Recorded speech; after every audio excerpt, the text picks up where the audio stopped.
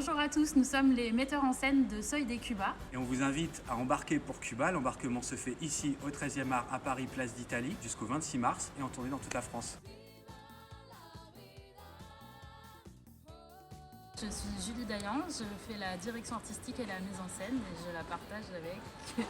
Avec moi, Mika Xeri, pareil aussi, qui fait la mise en scène et la direction artistique de Soy des Cuba, Viva la Vida. Le partage il se fait plutôt naturellement parce qu'en fait on est ensemble déjà dans la vie normale, donc on a plutôt l'habitude de fonctionner tous les deux. C'est souvent un jeu de ping-pong en fait.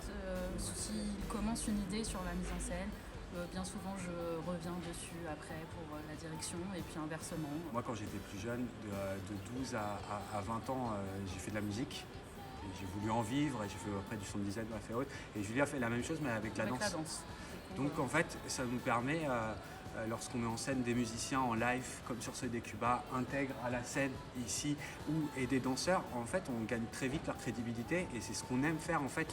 On n'aime pas avoir de clivage, on aime vraiment travailler en équipe avec le chorégraphe, le directeur musical. On arrive à avoir un vrai discours et ils arrivent à comprendre directement nos idées et les tâches se partagent assez naturellement où moi je vais un peu plus aller vers la musique, elle un peu plus vers le chorégraphe et après avec nos reculs, c'est surtout ça en fait qui est cool, c'est qu'en fait on s'apporte le recul nécessaire pour éviter d'être trop la tête dedans. Des fois je suis un peu trop dedans, elle me dit non mais là on comprend rien ou inversement en fait.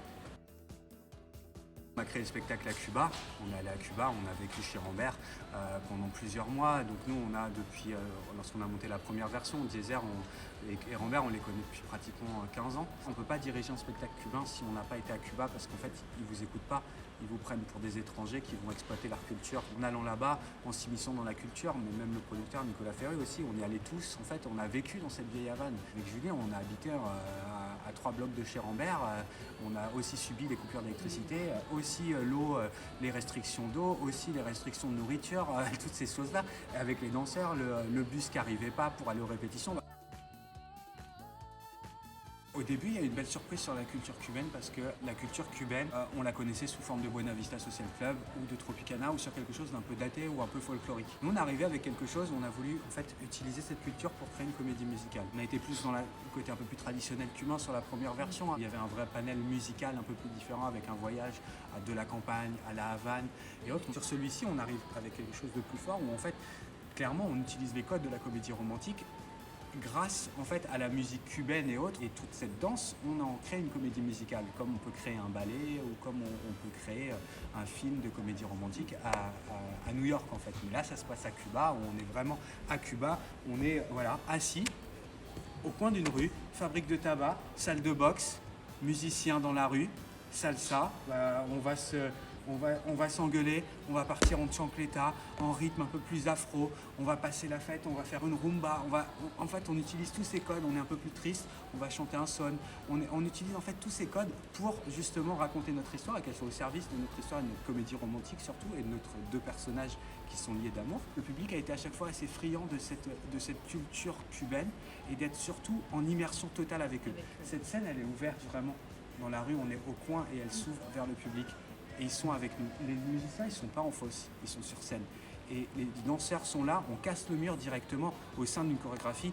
Il y a une danseuse, elle peut s'arrêter et faire un sourire à une personne du public. On n'est pas fermé comme dans certaines pièces ou dans certaines où on est vraiment au cœur de l'histoire. Ensuite, on s'arrête à la fin et on salue. Non, on ne peut pas leur dire de faire ça. Eux, c'est naturel, ils vont sourire. Ils voient une personne, ils échangent un regard. C'est comme ça, c'est leur culture. Et je pense que c'est ça qui plaît aux gens.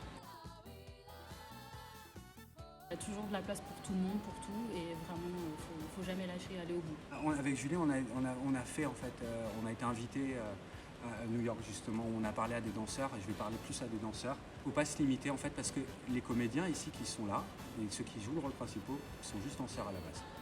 Et en fait, on les a poussés un petit peu plus, et ils se sont démarqués des autres, et ils sont devenus les rôles principaux. Mais à la base, ils n'avaient jamais fait de comédie ou autre. Et nous, on adore en fait travailler avec des danseurs, aller chercher un petit peu ce qu'ils ont en plus et l'exploiter. Et ils sont friands de ça et aussi ils ont envie de donner. Et je pense que voilà, c'est de jamais se contenter et de toujours vouloir plus. Ça, c'est important en tant qu'artiste, je pense.